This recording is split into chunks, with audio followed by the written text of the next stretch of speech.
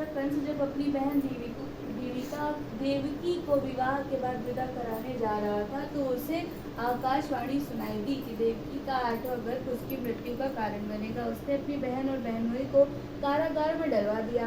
कंस ने एक एक करके वासुदेव और देवकी के 6 पुत्रों को मार डाला। जब 7वें बच्चे के जन्म का समय निकट आया तो देवर्षि नारद जी वसुदेव और देवकी से मिलने गए और उनके दुख का कारण जानकर देवकी को हरषष्ठी देवी का व्रत रखने की सलाह दी। जब देवकी ने नारद जी से हरषष्ठी व्रत का महात्म्य और कथा के बारे में पूछा तो नारद जी ने प्राचीन कथा सुनाना शुरू किया कि चंद्रव्रत नाम का एक राजा था जिसका एक ही पुत्र था। राजा ने राहगीरों के लिए एक तालाब खुदवाया लेकिन उसमें पानी नहीं था, वह सूख गया। राहगीर उस रास्ते से गुजरते थे और सूखा तालाब देखकर राजा को बुरा भला कहते थे। ये समाचार सुनकर राजा को बहुत दुख हुआ कि उसने तालाब खुदवाया था, उसका धन और धर्म दोनों बर्बाद हो गए। उसी रात वरुण देव राजा के स्वप्न में आए और कहा कि यदि तुम अपने पुत्र की बलि इस तालाब में दोगे तो ये जल से भर जाएगा। प्रातःकाल राजा ने दरबार में स्वप्न में कही बात बताई और कहा कि यदि मेरा धन और धन बर्बाद हो जाए तो भी मैं अपने पुत्र की बलि नहीं दूंगा। जब यह समाचार प्रजा के माध्यम से राजकुमार तक पहुंचा तो वह सोचने लगा कि यदि मेरे बलिदान से तालाब में पानी आ जाए तो प्रजा का कल्याण होगा। ये सोचकर राजकुमार अपनी बलि देने के लिए तालाब में बैठ गया। अब वह तालाब पानी से लबालब भर गया था। तालाब जलीय जंतुओं से भरा हुआ था। राजा अपने इकलौते पुत्र की बलि से दुखी होकर वन में चले गए। वहां पहुंचकर स्त्रियां व्रत कर रही थी। उन्हें देखकर राजा ने उनसे पूछा कि वे कौन सा व्रत कर रही हैं और क्यों कर रही हैं। यह पूछने पर स्त्रियों ने हलषष्ठी व्रत की पूरी विधि बताई। सुनकर राजा वापस नगर में गए और अपनी रानी के साथ उस व्रत का पालन किया। व्रत के प्रभाव से राजकुमार जीवित तालाब से बाहर आ गया। राजा अपने परिवार सहित हलषष्ठी माता का गुणगान करते हुए सुखपूर्वक रहने लगे। स्वस्थ देखकर उसने अपनी सहधर्मिणी द्वारा कही गई बातें उन्हें बताई और उनका कुशलक्षेम पूछा। अब मानवती के पिता ने किसी अनहोनी की आशंका से अपनी पुत्री को जाने को कहा, परंतु मानवती की मां ने कहा कि पुत्री आज हरषष्ठी माता के व्रत का दिन है, अतः तुम भी अपने पुत्रों की दीर्घायु के लिए व्रत करो और आज के स्थान पर कल जाओ। माता की बात मानकर मानवती ने अपने पुत्रों के स्वास्थ्य के लिए हरषष्ठी माता का व्रत रखा और अगले दिन अपने घर के लिए चल पड़ी। रास्ते में उसी जंगल में आई और अपने बच्चों को वहां खेलते देखकर उसने उनसे पूछा कि वे यहाँ कैसे पहुँचे। तब पुत्रों ने उसे बताया कि तुम्हारे जाने के बाद हमारी दूसरी माता रेवती ने उन्हें मार कर यहाँ फेंक दिया था, फिर एक अन्य महिला ने उन्हें जीवित कर दिया था। अब मानवती को यह समझते देर नहीं लगी कि ये सब माता हरषष्ठी की कृपा से ही संभव हुआ है और वह माता की स्तुति करती हुई घर चली गई। नगर में मानवती के पुत्र को पुनः जीवित देखकर और हरषष्ठी माता की महिमा जानकर सभी स्त्रियों ने हरषष्ठी व्रत करना शुरू कर दिया। अतः कहानी समाप्त हो गई। कराया और कथा सुनाने लगे कि दक्षिण दिशा में एक सुंदर नगर है जहाँ व्यापारी अपनी पत्नी के साथ रहता था। पति पत्नी दोनों ही स्वभाव से बहुत अच्छे और सुसंस्कृत थे। व्यापारी की पत्नी गर्भवती होकर बच्चों को जन्म देती, लेकिन दुर्भाग्यवश कुछ समय बाद उनके बच्चे मर जाते। इस तरह एक एक करके व्यापारी की पत्नी के 6 बच्चे मर गए। इससे पति पत्नी दोनों बहुत दुखी हुए, मरने के नियत से घर से जंगल की ओर चल दिए। वहाँ जंगल में उनकी मुलाकात एक संत से हुई। तब उन्होंने संत को अपना दुख बताया। संत ने ध्यान लगाकर देखा कि व्यापारी के बच्चे कहाँ हैं। संत ने ध्यान लगाकर यम, कुबेर, वरुण इन आदि लोकों में खोजा, लेकिन जब व्यापारी के बच्चे वहाँ नहीं दिखे तो संत ब्रह्मलोक गए। वहाँ संत ने व्यापारी के सभी बच्चों को देखा और उनसे अपने माता पिता के पास लौट जाने का आग्रह किया। बच्चों ने लौटने से मना कर दिया और कहा कि मुनिवर, हम इससे पहले भी कई बार जन्म ले चुके हैं। हम किसी माता पिता को याद करके उल्टी तरफ से करके हाथ से पकड़ के पास जाए। अब हम अब जन्म, मृत्यु और गर्भधान के चक्र से मुक्त हो चुके हैं, इसलिए अब हम जाना नहीं चाहते। तब संत ने व्यापारी से दीर्घायु संतान प्राप्ति का उपाय पूछा। उन आत्माओं ने कहा कि यदि व्यापारी और उसकी पत्नी माता हरषष्ठी का व्रत रखे, पूजा करें, कथा सुने और व्रत के बाद पानी में भिगोया हुआ कपड़ा अपने बेटे पर डाले तो उनका बच्चा दीर्घायु होगा। उन आत्माओं की बात सुनकर संत ध्यानपूर्वक वापस आए और व्यापारी को हरषष्ठी व्रत कथा नियम आदि के बारे में बताया। संत ने अनुष्ठान सुनकर पति पत्नी दोनों घर चले गए। कुछ समय बाद जब हरषष्ठी का दिन आया तो उन्होंने व्रत रखा और संतान प्राप्ति का वरदान मांगा। माता हरषष्ठी की कृपा से व्यापारी की पत्नी गर्भवती हो गई। उसने एक सुंदर बच्चे को जन्म दिया। अगले व्रत पर संत ने बताया अनुसार उन्होंने अपने बेटे को पोता दिया। माता की कृपा से अब उनका बच्चा दीर्घायु हो गया। बनिए का परिवार खुशी से रहने लगा। भगवान श्री कृष्ण से कहा, हे देवकी नंदन, सुभद्रा अपने पुत्र अभिमन्यु की मृत्यु से दुखी है तथा अभिमन्यु की पत्नी उत्तरा के गर्भ में पल रहा बालक भी ब्रह्मास्त्र के प्रभाव से जल रहा है, क्योंकि दुष्ट अश्वत्थामा ने गर्भ को निर्जीव कर दिया है। द्रौपदी भी अपने 5 पुत्रों की मृत्यु से अत्यंत दुखी है, अतः मुझे इस महान दुख से उठने का कोई उपाय बताइए। तब श्री कृष्ण ने कहा, राजन, यदि उत्तरा मेरे द्वारा बताए गए इस अद्वितीय व्रत को करेगी तो गर्भ में पल रहा शिशु पुनर्जीवित हो जाएगा। भाद्रपद की कृष्ण पक्ष षष्ठी को होने वाला ये व्रत भगवान शिव, पार्वती, गणेश तथा स्वामी कार्तिकेय का विधि पूर्वक पूजन करने से अल्पायु तथा पुत्र पौत्र के शोक के महान दुख से मुक्ति दिलाने वाला है। इस व्रत के प्रसंग में श्री कृष्ण राजा युधिष्ठिर को कथा सुनाते हैं कि पूर्व काल में सुभद्रा नाम के एक राजा थे। जिनकी रानी का नाम सुवर्णा था। राजा रानी के पुत्र था जिसका नाम हस्ती था। एक बार राजकुमार हस्ती अपने भाई के साथ गंगा स्नान करने गए। बाल स्वभाव के कारण हस्ती जल में खेलने लगी, तभी एक मगरमच्छ ने उन्हें जल के अंदर खींच लिया। धाय ने इसकी सूचना रानी सुवर्णा को दी। इस पर रानी ने क्रोध में धाय के पुत्र को धधकती आग में फेंक दिया। धाय अपने पुत्र के शोक से व्याकुल होकर एक निर्जन वन में चली गई और वन में एक निर्जन मंदिर के पास रहने लगी।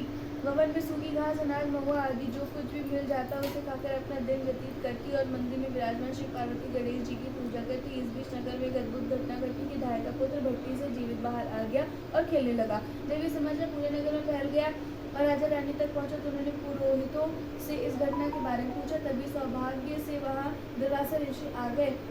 राजा रानी ने ऋषि की पूजा की और धाय से पूछा कि धाय के पुत्र के जीवित हो जाने का कारण पूछा। तब दुर्वासा जी ने कहा कि राजन, आपके भाई से धाय ने वन में एकांत में व्रत रखा था। ये सब उसी व्रत का प्रभाव है। अब राजा रानी सभी नगरवासियों के साथ दुर्वासा जी के नेतृत्व में उस वन में धाय के पास गया और उस व्रत के विषय में अधिक जानकारी मांगी। तब धाय ने बताया कि राजन ने अपने पुत्रों के वियोग से दुखी होकर ये व्रत रखकर भगवान शिव, पार्वती, गणेश जी और स्वामी कार्तिकेय की पूजा करने लगी और सूखी घास, अनाज, महुआ आदि खाकर रहने लगी। फिर रात्रि में मुझे स्वप्न में शिव पार्वती के दर्शन हुए और आशीर्वाद मिला कि आपका पुत्र जीवित हो जाएगा। ग्वालिन थी, उसकी प्रसव तिथि बहुत निकट थी। एक ओर उसे प्रसव की चिंता थी तो दूसरी ओर उसका मन गाय का रस, दूध, दही बेचने में लगा हुआ था। उसने सोचा कि यदि प्रसव हो गया तो गाय का रस वहीं पड़ा रह जाएगा। ये सोचकर उसे दूध दही के बर्तन सिर पर रखे और उन्हें बेचने चल दी। लेकिन कुछ दूर जाने पर उसे असहनीय प्रसव पीड़ा होने लगी। वह एक झरबेरी के पेड़ की ओर पे चली गई और वहीं एक बच्चे को जन्म दिया। वह बच्चे को वहीं छोड़कर पास के गांव में दूध दही बेचने चली गई।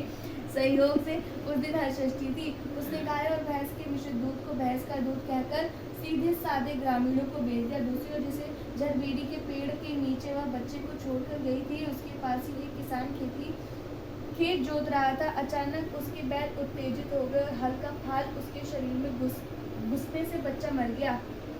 किसान को इस घटना से बहुत दुख हुआ, फिर भी उसने साहस और धैर्य से काम लिया। उसने बच्चे के फटे पेट को झरबेरी के कांटों से सिल दिया और उसे वहीं छोड़ दिया। कुछ देर बाद दूध बेचने वाली ग्वालिन वहाँ पहुंची। बच्चे की हालत देखकर उसे समझ देर न लगी कि यह सब उसके पाप की सजा है। वह सोचने लगी कि यदि मैंने झूठ बोलकर गाय का दूध न बेचा होता और गांव की स्त्रियों को धन भ्रष्ट न किया होता तो मेरे बच्चे की हालत ये न होती। इसलिए मुझे लौटकर गांव वालों को सब कुछ बताकर प्रायश्चित करना चाहिए। ऐसा निश्चित करके वह उस गांव में पहुंची जहां उसने दूध दही बेचा था। वह गली गली जाकर अपने कुकर्म और उसके फलस्वरूप मिली सजा का वर्णन करती रही। तब स्त्रियों ने अपने धन की रक्षा के लिए और उस पर दया करके उसे क्षमा कर दिया और आशीर्वाद दिया। जब वह अनेक स्त्रियों से आशीर्वाद देकर पुनः झरबेरी के पेड़ के नीचे पहुंची तो यह देखकर आश्चर्यचकित रह गई कि उसका पुत्र पुनः जीवित पड़ रहा था। तब उसने स्वार्थ के लिए झूठ बोलना ब्राह्मण की हत्या के समान समझा और फिर कभी झूठ न बोलने की कसम खा ली। 5वीं का फैसला। काशीपुरी में एक देवरानी और जेठानी रहती थी। देवरानी का नाम तारा था और जेठानी का नाम विद्यावती था। अपने नाम के अनुसार तारा उग्र स्वभाव की थी और विद्यावती बहुत दयालु थी। एक दिन दोनों ने खीर बनाकर उसे ठंडा होने के लिए आंगन में रख दिया और अंदर बैठकर बातें करने लगी। तभी 2 कुत्तों ने खीर देख ली और उसे खाने लगे। अब आवाज सुनकर दोनों बाहर आई और देखा कि कुत्ते उनकी खीर खा रहे हैं। विद्यावती ने फिर अपनी खीर का बचा हुआ हिस्सा कुत्ते के सामने डाल दिया और तारा ने दूसरे कुत्ते को एक कमरे में बंद करके पीटना शुरू कर दिया। किसी तरह वह कुत्ता अपनी जान बचाकर बाहर भागा। अगले दिन दोनों कुत्ते एक जगह मिले और एक दूसरे का हालचाल पूछने लगे। इस पर विद्यावती की खीर खाने वाला कुत्ता कहता है कि वह महिला बहुत ही दयालु थी, उसने बची हुई खीर मुझे भी खाने को दी। भगवान करे कि जब मेरा दोबारा जन्म हो तो मैं उसी का बच्चा बनूं और उसकी अच्छे से सेवा करूं। अब दूसरा कुत्ता कहता है कि मुझे भी उस स्त्री का बच्चा बनना है ताकि मैं उससे बदला ले सकूं। उस दिन हरषष्ठी का व्रत था। तारा की पिटाई से वह कुत्ता बेदम होकर मर गया। अगले हरषष्ठी व्रत के दिन तारा ने एक पुत्र को जन्म दिया। जन्म के बाद अगले हरषष्ठी व्रत के दिन वह बच्चा मर गया। इसी तरह तारा ने एक एक करके 5 पुत्रों को जन्म दिया। उसका पुत्र 1 वर्ष के बाद हरषष्ठी व्रत के दिन ही मर जाता था। उसने जिससे तारा दुखी हो गई और षष्ठी माता की प्रार्थना करने लगी। उसी रात तारा को सपने में वही कुत्ता दिखाई दिया जो उसकी पिटाई से मर गया था। कुत्ते ने सपने में तारा से कहा कि मैं तुमसे बदला लेने के लिए तुम्हारा पुत्र बनकर आ रहा हूँ और मरने के बाद फिर आऊँगा। जब तारा ने अपने अपराधों के लिए क्षमा मांगी तो उस कुत्ते ने कहा कि मुझे षष्ठी व्रत करना चाहिए ताकि तुम्हें दीर्घ आयु पुत्र की प्राप्ति हो। सपने में बताई गई विधि के अनुसार तारा ने अगली वर्ष हरषष्ठी व्रत किया और माता से आशीर्वाद मांगा। हरषष्ठी माता की कृपा से तारा ने एक दीर्घायु बालक को जन्म दिया और सुखपूर्वक रहने लगी। इधर विद्यावती ने भी हरषष्ठी व्रत किया और माता की कृपा से एक सुंदर और गुणवान पुत्र को जन्म दिया और सुखपूर्वक रहने लगी। इस प्रकार छठी गाथा भी समाप्त हो गई।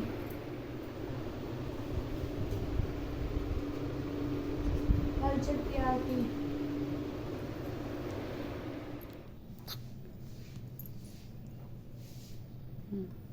लो बेटा।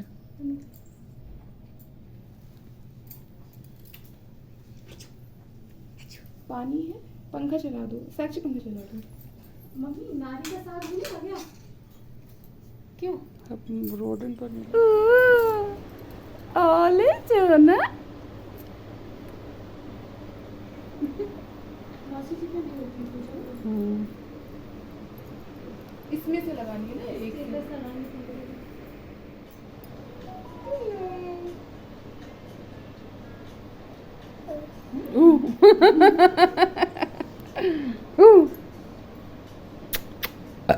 अला दाजू चोनू दही लग आंखों में चला जाएगा।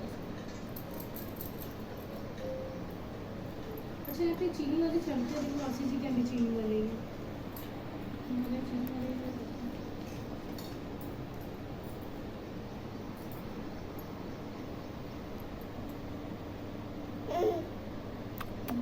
तुम कलुए बनने जा रहे हो।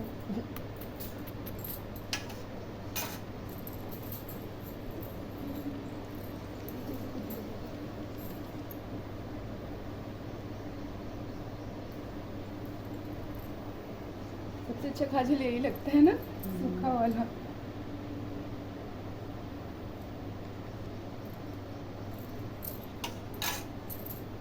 दो बेटा।